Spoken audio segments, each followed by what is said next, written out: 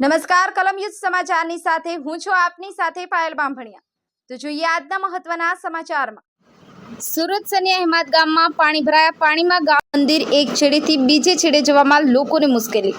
દર વખતે પાણી ભરાય છે। સનિયા હેમાદમાં પાલિકાને વારંવાર રજૂઆત કરાઈ છે। ગેરકાયદેસર બાંધકામના કારણે પાણી જવાનો માર્ગ સાંકડો થયો હોવાનો ગ્રામવાસીઓનો આરોપ। બ્યુરો રિપોર્ટ, કલમ યુદ્ધ સમાચાર, સુરત।